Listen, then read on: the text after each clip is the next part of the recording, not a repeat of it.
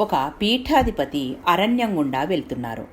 చీకటి పడితే ఆ అరణ్యంలో ఒకచోట గుడారాలు వేసుకుని పూజ చేసుకుంటున్నాడు.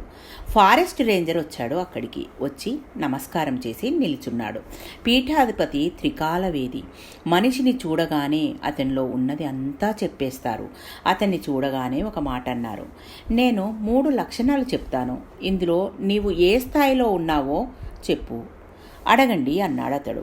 అసలు నీ మనసులోకి ఒక అభిప్రాయం రాగానే అవతలి వాడిని వివరణ కూడా అడగకుండా విరుచుకుపడిపోయే అంత కోపమున్నవాడివా? లేక మనసులో ఒక అభిప్రాయం వచ్చిన తర్వాత వివరణ చేసి విరుచుకుపడే కోపమున్నవాడివా? లేక అసలు విచారం అన్నదే లేకుండా కోప్పడిపోయి వెళ్ళిపోతుండడమే నీ ఐశ్వర్యం అనుకునే స్వభావం ఉన్నవాడివా అని అడిగారు.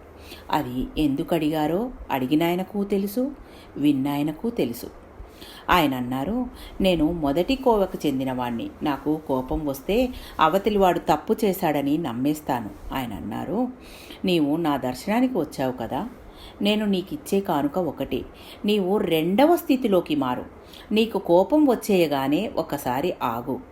ఎందుకు ఇలా చేశావు అని అడుగు. నీ జీవితంలో నీవెన్ని తప్పులు చేశావో తెలిసొస్తుంది. అతడు ఇంటికి వెళ్ళిపోయాడు. వెళ్ళిపోయేసరికి బాగా చీకటి పడింది. వంటవాడిని బాగా ఆకలిగా ఉంది, ఫలహారం పెట్టు అన్నాడు. వేపుడు ముక్కలు కూడా లేకుండా 2 గోధుమ రొట్టెలు తీసుకువచ్చి వణికిపోతూ అక్కడ పల్లెంలో పెట్టాడు. ఈయనకు ఎక్కడా లేని కోపం వచ్చింది. అతడు ఓ 7-8 రొట్టెలు తింటాడు.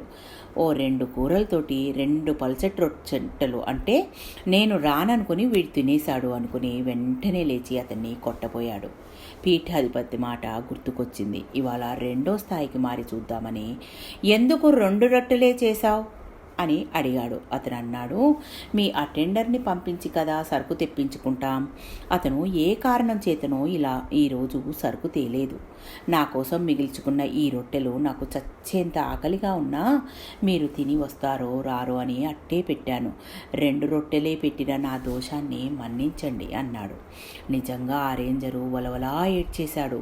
నేను ఇలా తొందరపడి కొట్టేసి ఉంటే, ఇలా ఎందరినీ నా కోపం చేత కొట్టానో, నేను ఇలా అడిగి వీడు నా కోసం పడ్డ కష్టం తెలిసిందే. ఇంతలా నా కోసం కష్టపడ్డ వీణ్ణి కొట్టబోయాను. నిజంగా మహానుభావుడు.